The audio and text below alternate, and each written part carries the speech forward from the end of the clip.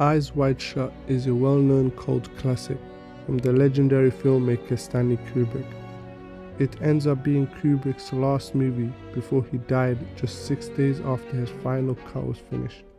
The movie delves into many dark topics and has a demonic air to it. Because of the controversial topics, many people have questioned if his death was linked to the movie. There will be spoilers in this video. The movie stars Tom Cruise and Nicole Kidman as a married couple with a young daughter.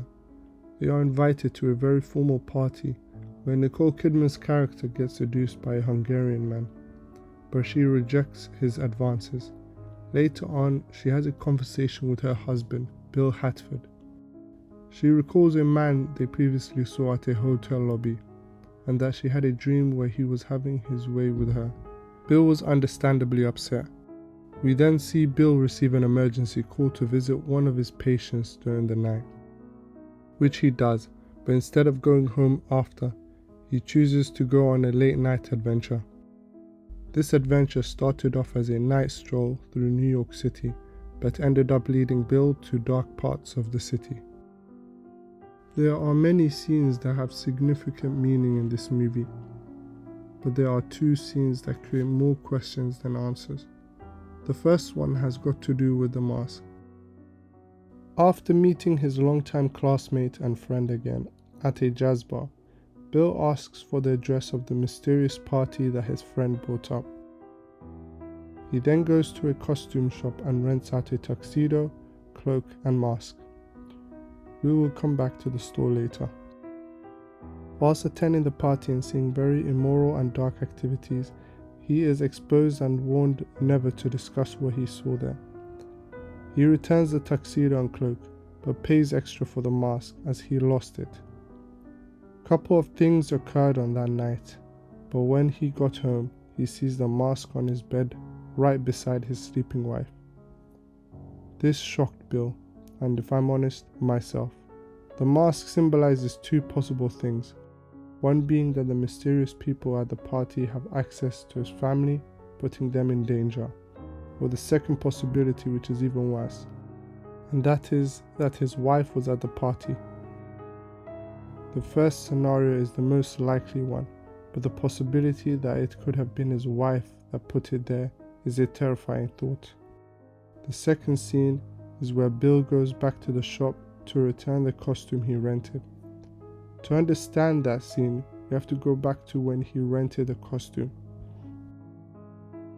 The owner was showing Bill around the shop when he noticed that one of his rooms had Chinese food on the table. He then found his daughter with two men all in their underwear. The scene implies that the two men were engaging in illicit activities with the young girl. The father was understandably angry. However, when Bill came back to the shop to return his costume, he saw the same two men come out the same room, followed by the young girl. This time they were fully dressed in business attire, and she wore a robe. The scene implies that they finished engaging in illicit activities with the girl, but this time was different. The father seemed as if he was in on it and gave them permission. He even offered the same service to Bill, who declined the offer. Bill was equally as confused as the audience was. I could only come up with one conclusion after seeing his second reaction. He was only angry in the first instance, maybe because he was not made aware of the arrangement. If that isn't the case, why did he have two different reactions in those two scenes? The conspiracies don't end there. In a relatively recent Joe Rogan podcast with directors Quentin Tarantino and Roger Avery, Roger Avery expressed his belief that Eyes Wide Shut was re-edited after Kubrick's death. A long time, but I started really thinking about it over the weekend. It's missing a narration. It's missing a third-person narration that was originally in the movie. And that's because the movie was recut and changed after his death. And they will deny it. But as a student of Kubrick, I'm watching the movie and I'm like, oh, Kubrick wouldn't do that. Kubrick wouldn't do that either. Why did they edit it? What was Kubrick trying to relay through this movie?